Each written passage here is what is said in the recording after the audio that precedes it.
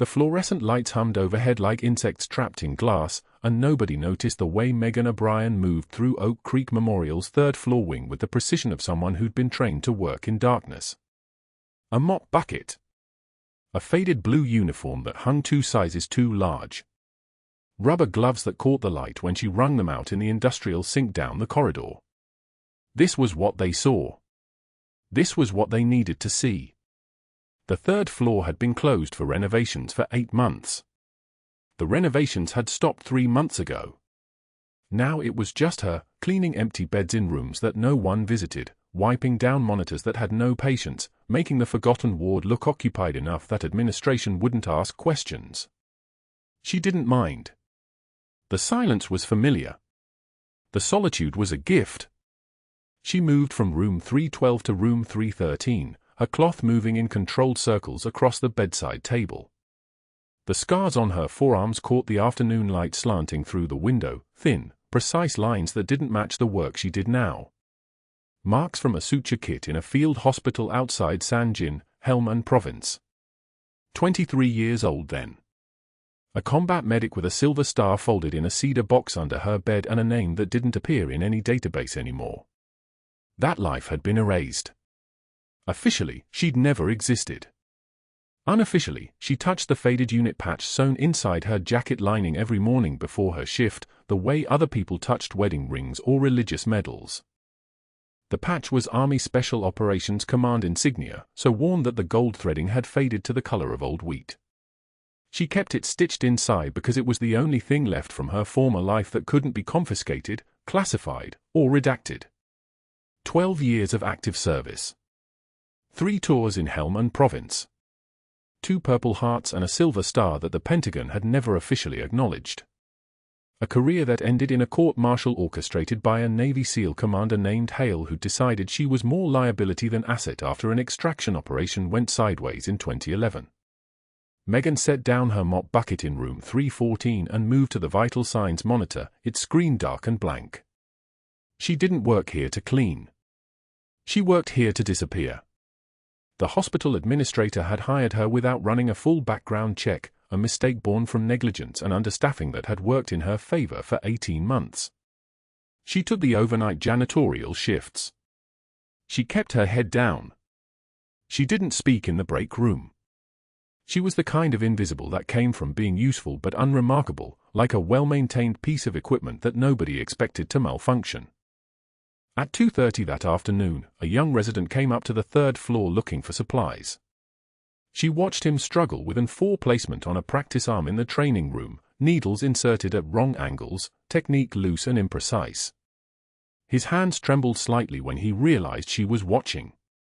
She could see the mistake coming from 3 seconds away. The bevel angle was wrong. The needle depth was shallow. The vein puncture would collapse in minutes.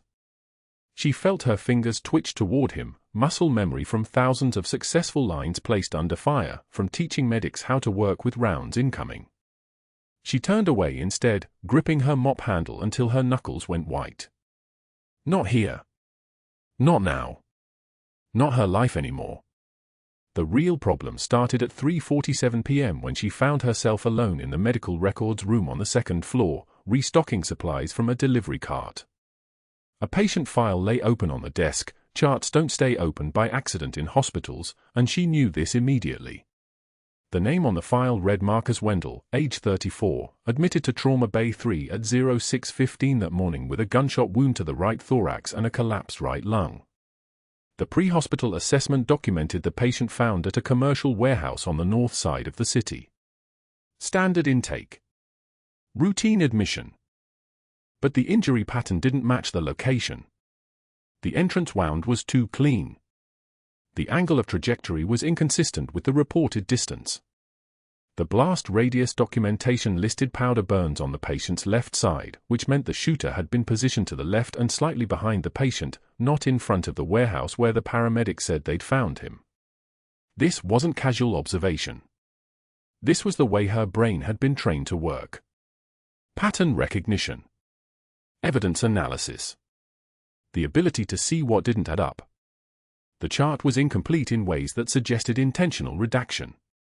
3 lines of the paramedic's report had been crossed out with black marker. The emergency room physician's notation in the progress section had been partially erased. Someone had been very careful to obscure something, but not careful enough. Megan closed the file and returned it to the desk in the exact position she'd found it. Her heartbeat had steadied by the time she walked back to her cart. This was the kind of thing that got people killed. Or disappeared. Or reassigned to positions where they couldn't ask questions anymore. She'd learned that lesson the hard way in 2011 when she'd asked the wrong question about an operation that officially never happened, when she'd suggested that the casualty count didn't match the mission reports, when she'd done exactly what she'd been trained to do: identify the discrepancy, report the chain of command, trust the system. The system had responded by dissolving her clearance, sealing her records, and offering her a choice: quiet civilian life with a new name and a sealed settlement agreement, or court-martial followed by federal prison. She'd chosen quietly. She'd taken the settlement. She'd become Megan O'Brien, a name selected from a list provided by the Pentagon, and she'd learned to live in the margins of other people's lives. She was wiping down the nursing station desk on the 3rd floor at 4:20 p.m. when Dr. Caldwell appeared in the doorway. He was 46, tall enough to require the door frame to seem smaller than it was, the kind of man whose presence made the air pressure change. His voice was clinical and measured, the way surgeons speak when they're about to cut. "I need you to understand your place here, Megan," he said. She didn't look up from the desk. Her cloth continued its circular motion across the laminate surface. "Yes, Dr. Caldwell. You have a good record. Attendance is reliable. Work is satisfactory." He paused, letting each word settle. "What I need from you is discretion. Absolute discretion. The kind where you don't notice things that aren't your concern. The kind where you don't read files. The kind where you understand that some information is classified for reasons beyond your comprehension." Megan finished her cleaning motion and straightened. She turned to face him directly, and something in her stillness, the way she held her shoulders, the way her eyes remained completely calm, made him take a small step backward. She took one measured breath. "I understand." "Good," he said. "Keep it that way." The overhead page crackled at 4:57 p.m. Trauma incoming, ETA 5 minutes, all available hands to ER. Trauma incoming. Caldwell was standing between her and the elevator, blocking her exit with the weight of institutional authority. He didn't need to say it. The message was clear in the angle of his body, the territorial way he occupied the space. She was janitorial. The ER didn't need janitorial staff in the middle of a trauma activation. She could see him calculating the message he was sending, confirming that she understood her place, that boundaries existed, that some doors were not for people like her. She reached inside her jacket and touched the faded unit patch with her fingertips. The fabric was soft from 18 years of touching it. The gold threading felt like muscle memory under her thumb. 23 seconds. That's how long she let herself stand there. Then she dropped her hand and walked directly toward him, not around him, directly at him, her eyes locked on his face. He moved. The elevator door slid open. She stepped inside and pressed the button for the first floor, and as the doors closed, she caught her reflection in the polished metal surface, the mop, the bucket, the uniform, the invisible woman who cleaned other people's messes. By the time the doors opened to the ER entrance, her spine was straight and her hands were steady, and something ancient had woken up inside her that she'd spent 18 years trying to keep asleep. The trauma bay was controlled chaos. 2 nurses prepping beds. A respiratory therapist checking the ventilator. An attending physician reviewing imaging on the wall monitor. And there, on the gurney being wheeled through the bay doors, was the patient from the file. Marcus Wendell, except she could see now that it wasn't his real name. She could see it in the way his eyes tracked the room even through the pain. Military training. Operational awareness. The kind of hypervigilance that came from years of living in places where inattention got you killed. But that wasn't the worst part. The worst part was recognizing the face beneath the trauma, the bone structure and the scar tissue, and the way he turned his head to assess threats. Commander James Hale. Navy SEAL Team 3, Charlie Platoon.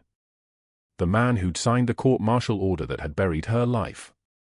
The man responsible for erasing her from existence. Megan set down her mop bucket and stepped into the trauma bay. The overhead page crackled at 2:51 p.m., loud enough for the entire third floor to hear it twice. Megan the mop to administration. Megan the mop to administration. She felt the snickering rise from the nurses' station like steam from hot asphalt. 5 nurses she used to eat lunch with, 5 women whose names she'd learned before they'd learned hers, now studied their charts with sudden and total concentration. One of them, Reeves, who'd trained with her 3 years ago, actually turned her chair away. Megan set down her mop bucket beside the supply closet and climbed the stairs to the 4th floor without hurrying. She wasn't a woman who rushed toward humiliation. She walked toward it the way soldiers walk toward contact, measured, breathing steady, already knowing what you'd find when you got there. Dr. Caldwell stood in the administration hallway with his arms crossed, his $8,000 watch catching the fluorescent light. He was the kind of man who'd been handsome once, before arrogance had carved itself into the space between his eyebrows. "That military contractor chart you were examining last week," he said before she'd even closed the door. "The one with the discrepancy between injury pattern and stated location. You're going to forget you ever saw it." She took one measured breath. Hospital air always smelled like antiseptic and the particular staleness of recirculated AC, but up here in administration it smelled like something else too, like money, like institutional power, like the kind of authority that didn't have to raise its voice to be heard. "I document what I see, doctor." Her voice was flat. Professional. The voice of someone who understood exactly what was happening and had already calculated the cost. His smile didn't reach his eyes. It never did. Not anymore. "Your transfer to night rotation starts Monday. Effective immediately, you're reassigned to janitorial services on floors 1 through 3. Full-time. That means you won't have access to patient charts, medical records, or nursing stations." He paused, letting that sink in like a stone in dark water. "And if you mention that chart to anyone, I'll ensure you never work in another hospital in Texas. I have the connections to make that stick. Permanently." She felt something move behind her ribs. Not fear. Not anger. Something older than that, something with the patience of a sniper in a high position for 14 hours. A single tear escaped her left eye, involuntary, physical, the kind of thing that happened to bodies under pressure. She wiped it without breaking eye contact. "I've cleaned up worse messes than this, doctor." His jaw tightened. That was the problem with people like Caldwell. They expected fear to look like what they felt. They didn't know that the most dangerous composure looked exactly like this, steady as a surgical laser, undamaged, almost serene. The parking lot humiliation came during shift change at 5:15 p.m. Caldwell stood near the loading zone where 14 colleagues were unloading from their cars, their shoulders still carrying the weight of a 12-hour shift. The afternoon heat had turned the asphalt into something that shimmered like a mirage. Caldwell waited until he had their full attention, waited until the moment of maximum visibility. "Everyone listen up," he called out, his voice carrying the kind of authority that made people stop mid-stride. "Effective immediately, Megan O'Brien is transitioning to full-time janitorial services. We need people who understand their limitations." Megan stood 10 feet away, her badge still clipped to her scrubs, her hands perfectly still at her sides. The kind of stillness that came from training, from a decade of making sure your body didn't broadcast what your mind was thinking. Nurse Reeves, who trained alongside her in pediatrics, turned away entirely. Her shoulders curved inward. Nurse Patel, good man, solid clinician, examined his shoes with sudden and intense interest. One of the younger nurses, fresh out of school, looked confused, like she was trying to match the professional woman in front of her with the nickname that had just been delivered like a punch. Only old Marcus from maintenance met her eyes.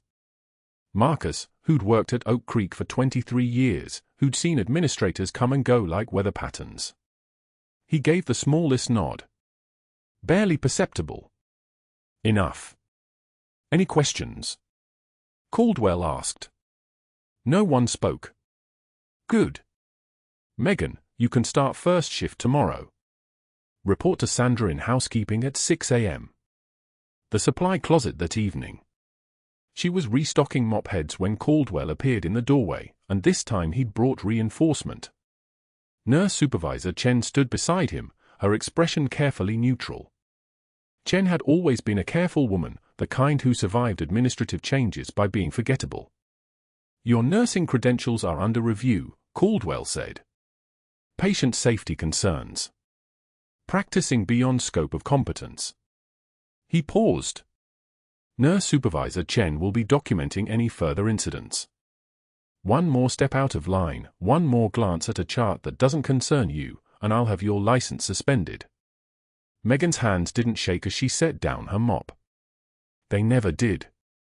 That was the thing about hands that had held trauma tourniquets in 127-degree heat, that had compressed chests during dust storms in Helmand Province, that had navigated emergency procedures in the dark with only moonlight and muscle memory. Those hands understood the difference between trembling and precision. Will that be all, Doctor? Her voice had dropped an octave. It was the voice of someone who'd given orders to soldiers, who'd made triage decisions that meant some lived and some didn't. It was the voice of a major, though no one at Oak Creek Memorial had any reason to know that word belonged to her. Chen flinched. Caldwell's expression flickered, just for a moment, just a microsecond, like he'd expected submission and found something else instead. Something that didn't respond to institutional hierarchy the way normal people did. That's all, he said finally. But that wasn't the worst part. The worst part came at 11:43 p.m., when the ER doors exploded inward and the world contracted into a single point of recognition. The stretcher came through the ambulance bay doors with the kind of velocity that meant someone in the back knew exactly what they were looking at. 2 MPs flanked the gurney, their posture the kind of rigid that meant this wasn't a regular admission. This was a medical emergency wrapped in something else entirely, classified, protected, the kind of patient who came with contingencies instead of insurance cards. Megan was restocking supplies in the supply closet on the ER floor when she heard the commotion. She moved toward the trauma bay instinctively, the way nurses do, the way muscle memory moves before thought catches up. And then she froze. The man on the stretcher had shallow gasps that she could hear from 20 feet away. Accessory muscles working overtime. Neck veins distending. His chest rising in the panicked rhythm of someone whose lungs weren't filling properly. She recognized the pattern immediately, recognized it the way you recognize a song you haven't heard in years but still know every word to. But what made her freeze completely wasn't his breathing pattern. It was his face. Commander James Hale. 12 years older than the last time she'd seen him in the JG office, but unchanged in the ways that mattered. Same sharp jaw. Same eyes that had testified under oath that she was reckless, that her judgment was compromised, that she'd endangered her team when she'd actually been the only reason her team came home at all. The ER attending, Dr. Morrison, a competent surgeon who'd never seen combat outside of a trauma bay, examined Hale and immediately stepped back. Tension pneumothorax, he said to the resident. Possible hemothorax. We need cardiothoracic surgery now. The surgical resident checked his phone, and Megan could see his expression shift. Dr. Stevens is 40 minutes out. Caught in traffic from the Galleria. That's going to be tight. Morrison shook his head. Get him stable. We wait for the surgeon.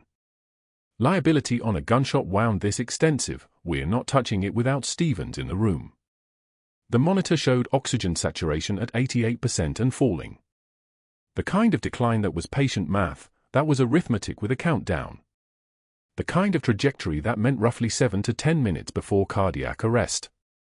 Caldwell materialized in the hallway beside her like an apparition.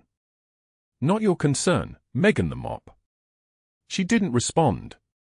She didn't move. But her hand found the unit patch sewn inside her jacket lining, the faded insignia of the 75th Ranger Regiment, stitched there before everything, before the court-martial, before she'd become invisible. Her fingers found it through the fabric like a compass finding north. And then Hale's eyes opened. They moved across the room slowly, like a searchlight across dark water, and when they found her, they stopped. His lips moved, barely audible over the monitor alarms and the controlled urgency of the ER trauma team. One word. Formed with his mouth in the code of people who'd shared something most would never understand. Reaper. Her call sign. The one from before. The one that officially didn't exist, that had been redacted from every report, every after-action file, every classified document that recorded the true version of what happened in Helmand Province when a routine extraction became something else entirely. His hand reached toward her, trembling against the stretcher rail. Not a plea. Not quite a greeting. But the complicated knowledge of two people who both knew what they'd done, what they'd hidden, what the official record would never say. This was the man who'd court-martialed her. Who'd testified that she was a liability. Who'd made her disappear from existence so that the operation itself would disappear, so that the 13 civilians who'd been in that compound by accident, who'd lived because she'd made a choice the mission parameters never authorized, those 13 people would never have to be explained. His decompensating, Morrison called out, moving back toward the patient. "Where's that surgeon? Get me a status update. Oxygen at 84%. Blood pressure dropping."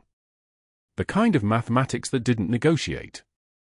Megan stood absolutely still in the doorway between the supply closet and the trauma bay, balanced on a point between two worlds, two identities, two versions of herself. On one side was the woman who mopped floors and said yes, doctor, and understood her limitations. On the other side was the Major, the one who'd spent 3 tours navigating impossible choices, who'd saved lives doing things no official record acknowledged, who'd been buried alive in Texas because the truth would have complicated a narrative that somebody powerful needed to remain simple. The monitor beeped its urgent rhythm. Hale's eyes were still locked on hers. Caldwell's hand landed on her shoulder. "Go," he said. "I don't want you near this. You understand me." She understood him perfectly. She understood that he'd just made the decision to watch a man die rather than risk her involvement. She understood that his institutional power, his connections, his ability to destroy her career, all of it was built on the assumption that she was what he'd named her. A mop. Someone who cleaned up other people's messes and didn't ask questions.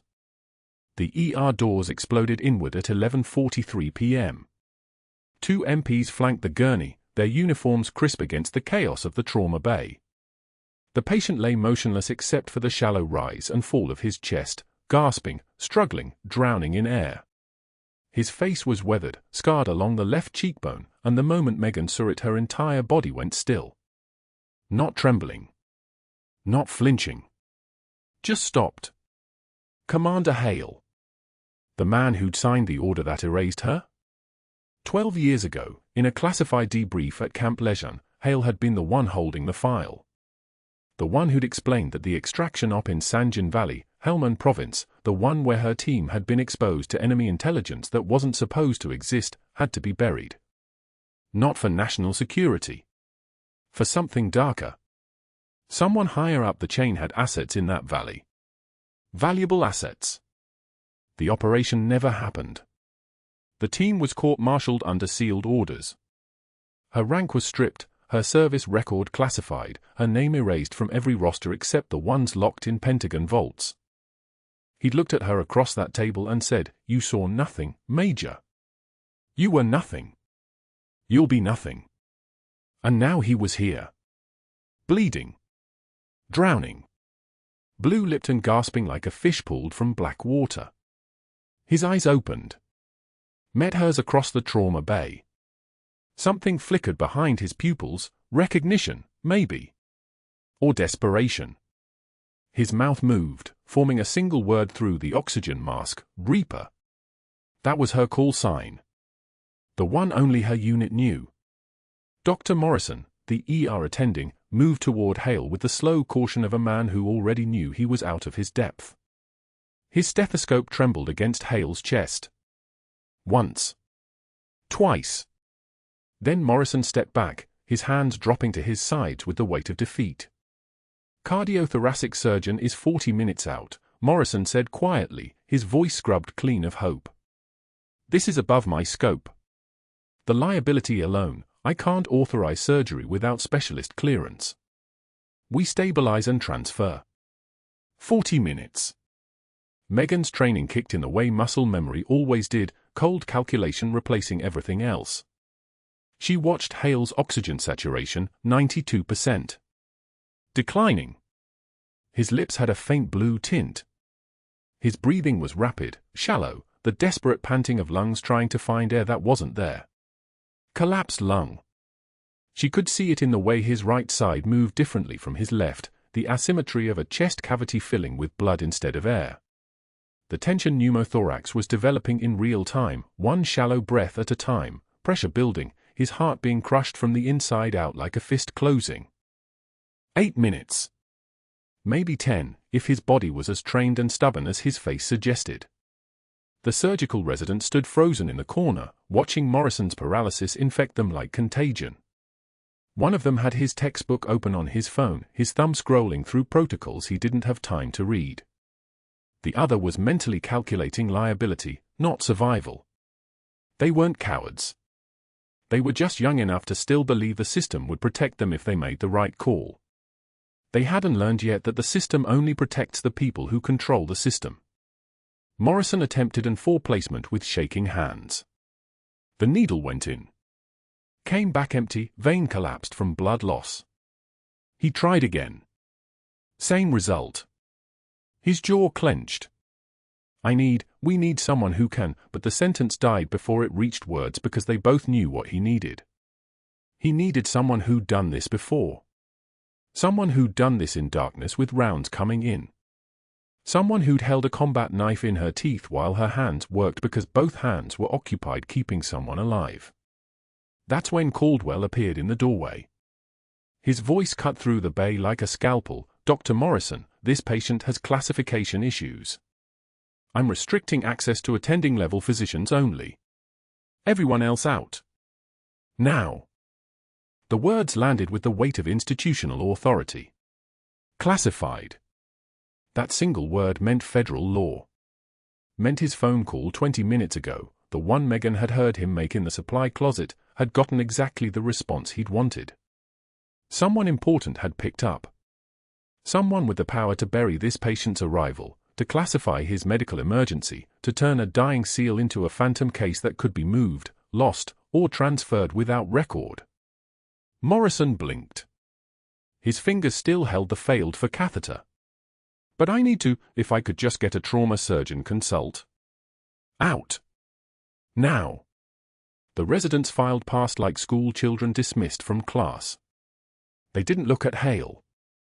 Didn't look at Caldwell. Didn't look at Megan. She saw the relief in their eyes, relief that they wouldn't have to choose between protocol and conscience. The nurses exchanged glances and faded into the periphery of the bay, their hands still busy with vitals and charting but their bodies angled toward the door, toward escape. Caldwell's eyes found Megan. Held her.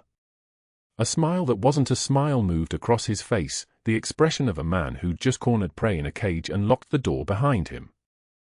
Especially janitorial staff, he said. This is a sterile environment. You're dismissed, Ms. O'Brien.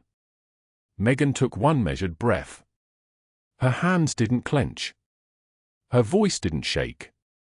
She was wearing the faded unit patch under her scrubs, pressed against her ribs where her heart hadn't forgotten how to beat in combat time. She watched Hale's oxygen saturation drop to 81%. Then 79%. His lips were blue now, not just tinted but genuinely blue, the color of someone whose blood wasn't carrying oxygen anymore. Morrison's hands were shaking so badly he dropped the chest tube kit. It clattered against the floor with the sound of metal instruments scattering, the sound of surrender. I can't, Morrison whispered. This is beyond, I don't have the skills set for, he didn't finish. Didn't need to. They all understood what he was saying, I'm not trained for this. I'm not trained for this, and if I try and he dies, they'll blame me. They'll revoke my license. They'll destroy my career. The heart monitor screamed a warning as Hale's rhythm began to destabilize. The blips on the screen came faster, erratic, a rhythm that was running out of time. 75, 78. His saturation was dropping. His oxygen sat reading 78%, and Megan knew, the way she knew her own name, that they were looking at 4 minutes. Maybe 5 if he was lucky. After that, his heart would stop entirely. After that, it wouldn't matter if the cardiothoracic surgeon was in the building or on his way in a helicopter. It would be too late. Caldwell's phone rang again. He answered without taking his eyes off Megan. Listened. His jaw tightened. He nodded like the caller could see him through the phone. The patient is being transferred to another facility, he said into the phone. Then he covered the receiver and looked at Morrison. Prep him for transport. We're calling a medevac to Methodist. Now. Methodist was across Houston. 20 minutes minimum. Hale would be dead 5 minutes into that transport. Megan's voice cut through the chaos, quiet, absolute, the voice of someone who'd calculated odds under fire before. He'll be dead in 4 minutes. Morrison stared at her like she'd spoken a language nobody else understood. Caldwell's face hardened into something beyond anger, something colder. Something that looked like a man whose control was slipping and didn't know how to get it back. You're dismissed, Ms. O'Brien, he said again, but this time his voice had lost its institutional weight. It sounded hollow. Desperate. She didn't move. Hale's hand reached toward her again, his arm moving with the jerky determination of a man whose oxygen-starved brain was running on pure instinct. His mouth formed that word again, Reaper. The monitor screamed. Megan stepped forward and pulled on a fresh pair of nitrile gloves with a snap. The sound was crisp, final, the sound of a decision being made. She picked up the chest tube kit from the floor. Caldwell moved to block her path, his shoulders squared like he was about to become a physical barrier between her and Hale. You are not authorized. Then fire me. She moved around him. Not pushing past. Not aggressive. Just moving, the way someone moves through water, inevitable and calm. She was already pulling up Hale's right side, already feeling for the landmarks, the space between the 5th and 6th ribs, mid-axillary line, right where the anatomy never lied. Her hands were steady. The trembling wasn't fear. The trembling would come later, if it came at all. Right now there was no room for anything except the calculation, needle, depth, angle, all the variables that meant the difference between a man breathing and a man dying. Morrison stepped back. She saw the relief in his eyes, the relief of a drowning man watching someone else enter the water. He wasn't weak. He was just human. He had limits. Megan had learned a long time ago that she didn't. But that wasn't the worst part. The worst part was that as her hands moved over the equipment, as she prepped the site with surgical precision, as she felt the familiar weight of medical responsibility settle across her shoulders like a second skin, Caldwell made another phone call. This one from the corner of the trauma bay. This one quiet. This one to someone who, from the look on his face, actually answered when he'd hoped they would. Sir, we have a situation, he said into the phone, his eyes never leaving Megan's hands. The second intercostal space.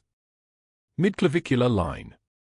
Megan's hands moved before her mind caught up, muscle memory overriding the 7 years she'd spent pushing mops instead of saving lives. She didn't ask permission. She opened the crash cart with one hand and prepped the site with the other, antiseptic swab, one circular motion, done. Morrison was still talking about waiting for cardiothoracic, about liability, about the surgeon who was 40 minutes out. Megan didn't hear him. She heard the Helmand Province dust storms. She heard the thud of incoming fire. She heard the breath of dying soldiers who'd run out of time. The 14-gauge needle went in at 90 degrees. 8 seconds. The hiss of air escaping the pleural cavity sounded like a tire deflating, and Hale's oxygen saturation climbed, 75, 78, 82, 86, 90. His color shifted from ash to something almost human. But the chest tube she'd placed started filling with blood. Dark and steady. Hemothorax. Significant bleeding inside the chest cavity that a needle wasn't going to fix. Morrison leaned over her shoulder. "We need to wait for surgery. We don't have time." Megan's voice had dropped an octave. It wasn't a request. It was a statement of fact. "He'll arrest in 4 minutes if we don't open the chest."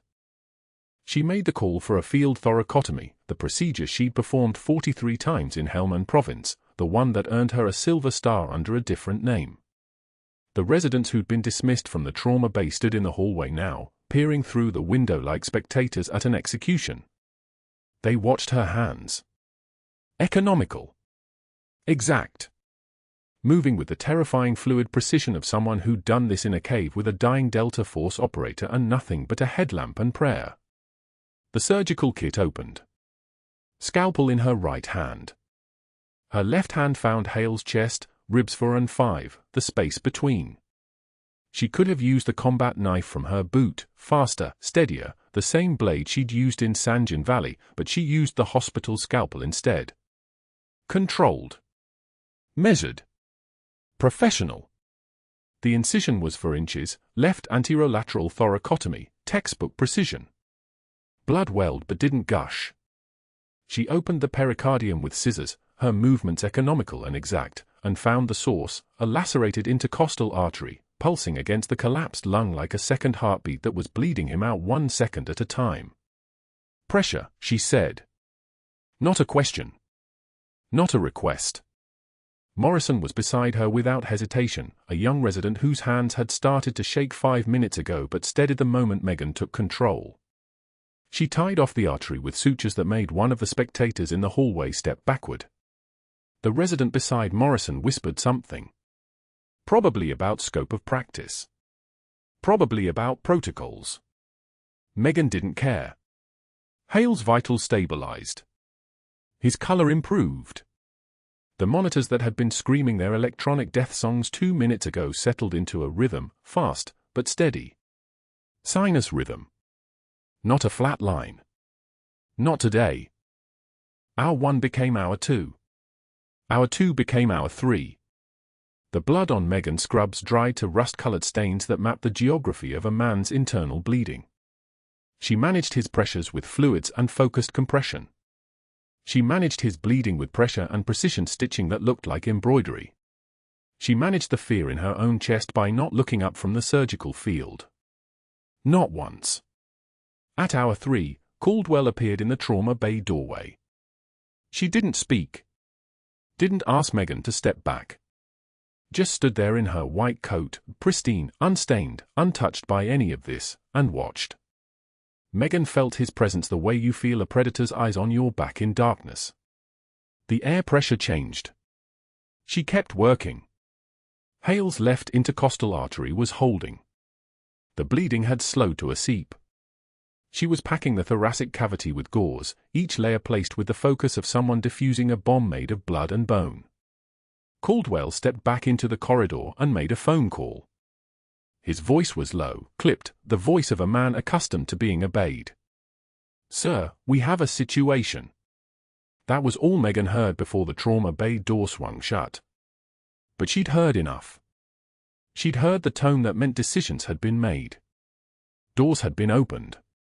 Someone with authority, real authority, not just a hospital chain of command, had just been briefed on what was happening inside Oak Creek Memorial's Trauma Bay 4. The second call came 10 minutes later. Caldwell reappeared, phone pressed to his ear, and this time his voice carried the particular flatness of a man being instructed rather than requesting. "Yes, sir. I understand. Immediately." He hung up without another word and walked away. Megan kept working. Hour 4. The surgical team had arrived, the cardiothoracic surgeon, the anesthesiologist, the attending who'd stepped back when Hale's vitals tanked. They stood in the doorway now, watching. Not interfering. Waiting. Megan's hands moved through the cavity with the precision of someone who'd operated on soldiers in Taliban-controlled villages with nothing but a headlamp and a prayer that the convoy wouldn't take fire. She'd operated on Delta Force operators bleeding out from IED shrapnel. She'd operated in a cave in Helmand Province with no power, no suction, no backup. She'd operated on men who'd been blown apart by ordnance her own government had authorized. This was just a Navy SEAL commander in a climate-controlled hospital. This was just the man who'd court-martialed her 12 years ago to make an operation disappear. She didn't think about that. She thought about pressure points. She thought about hemostasis. She thought about the fact that Hale's oxygen saturation was holding at 94 and his heart rate was down to 118. Alive. Still alive. Hour 5. Hour 6. At dawn, when the first light turned the trauma bay windows grey, Hale was wheeled to recovery, stable. Alive. The kind of alive that meant surgery, infection risk, months of physical therapy, probably chronic pain. But alive. Megan stepped back from the stretcher and let the surgical team take over. Her scrubs were drenched in blood that had long since dried from rust to brown. Her hands were steady. Her breathing was controlled. She looked at Morrison. The young resident was pale, eyes red-rimmed from 6 hours of standing beside a procedure that shouldn't have been possible, performed by someone who shouldn't have been able to perform it. "I'm going on break," Megan said quietly. Security was waiting for her in the corridor. 2 officers in grey uniforms, looking uncomfortable. The kind of uncomfortable that came from being asked to escort a nurse out of a hospital at dawn. "Ms. O'Brien, Dr. Caldwell requested that you." "I heard." Megan didn't stop walking. Didn't slow down. The security officers fell into step beside her like pallbearers. The parking garage was cool and echoing with a particular silence of places designed for transit, not habitation. Fluorescent lights buzzed their mechanical hymn. Her locker was in the staff break room, the one she'd been using for 2 months while pretending to be nobody. She opened it and found the envelope sitting on top of her spare scrubs, her name written in bold block letters. The termination letter was single-spaced and clinical. Dr. Caldwell, Hospital Administrator. Oak Creek Memorial. There was no signature line. Just printed letters. No human element. No acknowledgement that a person had written this. Just institutional language designed to absolve everyone of responsibility. Megan sat in her car in the parking garage, engine dead, seat tilted back, head against the steering wheel, unable to move. Unable to remember why she'd ever believed she could outrun what she'd been. The faded unit patch had fallen from her jacket lining onto the passenger seat, and she stared at it for an hour without touching it. 12 years. 12 years of being invisible. 12 years of telling herself that if she just stayed quiet, just worked hard, just proved herself worthy of the second chance nobody had officially given her, she could disappear into the role she'd created. Instead, she'd spent 6 hours being exactly who she was. She'd spent 6 hours with blood under her fingernails, making decisions that only a major in the United States Army Medical Corps could make. She'd spent 6 hours with her hands inside a man's chest, feeling the rhythm of a life that should have been gone, pulling him back from the edge with the same clinical precision that had once earned her a silver star and a classified debriefing she was never supposed to speak about. And now she was a terminated employee in a parking garage, unable to move, unable to forget, unable to believe that the universe had such a vicious sense of irony. The patch sat on the passenger seat where it had fallen. She didn't pick it up. She couldn't bear to touch it, couldn't bear to acknowledge what it meant. So she sat in the darkness of the parking garage as dawn broke over Houston, and remembered exactly why she'd buried Major Megan O'Brien so carefully that no one, not even herself, could find her.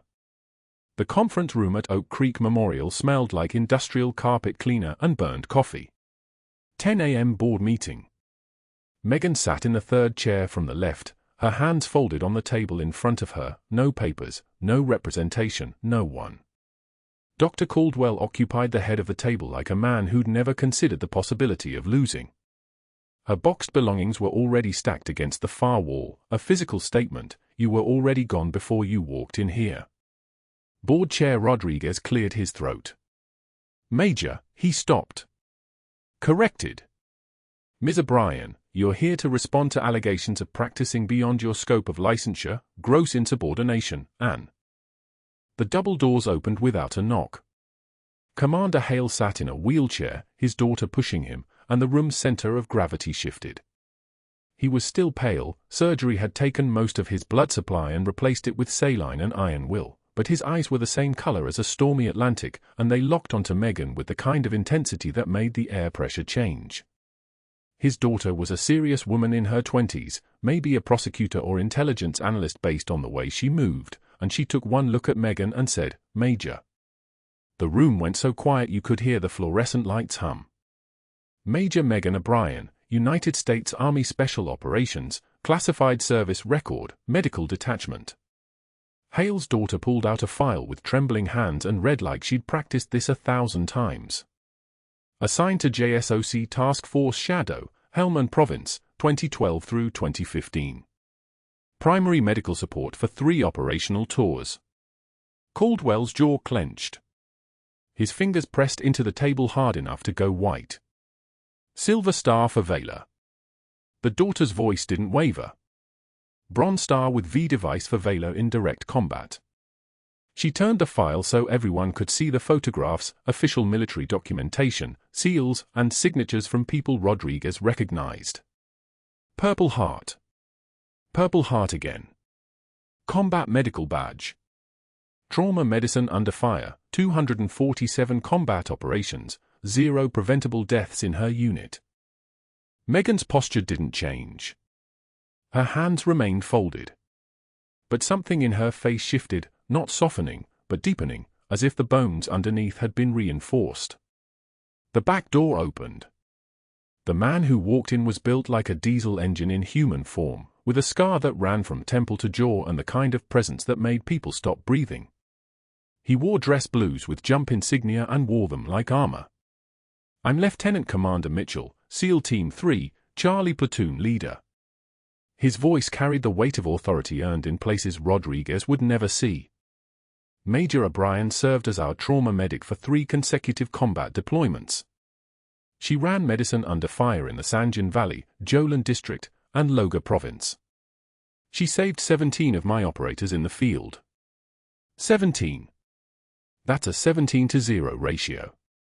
One of those men is alive right now because Major O'Brien performed an emergency cricothyrotomy in a Taliban-controlled compound with nothing but a field knife and steady hands.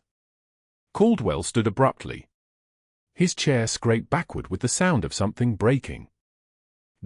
I don't see what military records have to do with. The FBI agent entered before Caldwell finished speaking.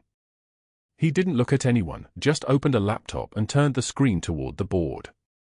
His voice was the kind of flat that indicated classified briefings and congressional testimony. "Dr. Richard Caldwell, for the record, you've been under federal investigation for 14 months. 16 altered patient charts. All military contractors. All injuries sustained in interrogation facilities operated by private military companies contracted through the Department of Defense." The agent clicked through documents.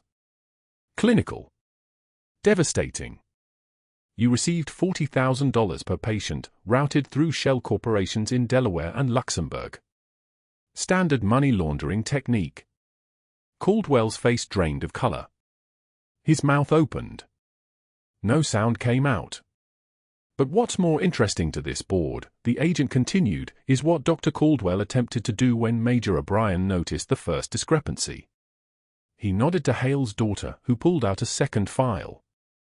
"Forged termination documents." Her hands shook as she read. "Psychiatric instability evaluation. Substance abuse allegations. Incompetence notation." All drafted 3 hours before Major O'Brien was escorted from the building. Timestamps on the Word documents confirmed Dr. Caldwell was building a paper trail designed to permanently discredit her, to ensure she could never surface as a witness, never testify to what she'd observed. Rodriguez stood. His voice was tight. "How long?" "Since April of last year," the agent said. Dr. Caldwell normally ensured his patients were admitted to the isolated third-floor wing. When we reviewed those assignments, we found a pattern. 14 months of military contractors routed through his care, kept quiet, released with falsified discharge summaries claiming natural causes or pre-existing conditions. Board member Santos pressed her palms against the table. "And when Major O'Brien She caught the first one. A Navy contractor with bilateral compound fractures and a documented location 300 miles from where his chart claimed he was. Major O'Brien's observation would have connected him to the entire operation. Dr. Caldwell recognized the threat and tried to contain it. Mitchell stepped forward, and his presence moved something in the room's physics. You don't break someone like Major O'Brien. You don't intimidate her with threats or nicknames or reassignments. You break her in the public eye first, make sure no one will believe her when she tries to surface. He just didn't know who he was burying. The FBI agent nodded to two colleagues in the doorway. They moved forward with the fluid precision of apex predators who'd done this 1,000 times. Handcuffs. The sharp click of metal locking. Caldwell lunged for the door. They caught him in 3 steps. The handcuffs went on, wrists behind his back. Click, click, the sound of professional finality, and his protest started pouring out like blood from a wound that wouldn't clot. You don't understand, they threatened my family, they said if I didn't cooperate his voice cracked. He twisted back toward Megan, desperation washing across his face like floodwater. They didn't give me a choice, I didn't have. She took one measured breath. When she spoke, her voice had dropped an octave. It carried the weight of having survived things his mind couldn't construct. The room heard it. The difference between a nurse and something far more dangerous. Everyone has a choice, doctor. I made mine under fire in a compound with Taliban on the perimeter and a dying man on a stretcher. You made yours for money. Those aren't equivalent. The agents walked him toward the door. The perp walk happened in full view of the day shift filtering through the corridor, nurses with med carts, residents between rounds, attendants restocking supplies. All of them stopped. All of them watched Dr. Caldwell being escorted through Oak Creek Memorial in federal handcuffs, his protests echoing off the tile walls, his authority evaporating like sweat in an interrogation room. Megan stood and walked to the conference room window. The parking lot stretched below, and she watched as they placed Caldwell in an unmarked sedan, as they closed the door with the kind of finality that meant his career wasn't paused, it was over. The light caught the metal of the handcuffs one last time, and then he was gone. When she turned back, Commander Hale was watching her. His daughter was collecting the files. The FBI agent was closing his laptop. And Rodriguez was looking at the empty chair at the head of the table like he'd just realized what he'd almost allowed to happen in his hospital. Major O'Brien, Rodriguez said quietly. We owe you an apology. You owe the military medical operations community transparency.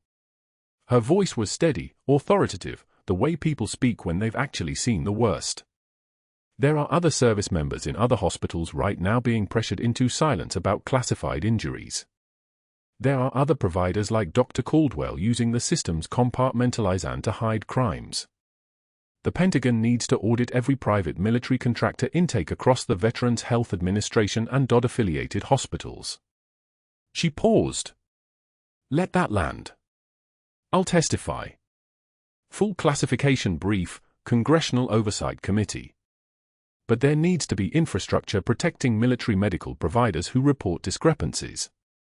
Right now, the system punishes us for noticing. That has to change. Mitchell extended his hand. She shook it.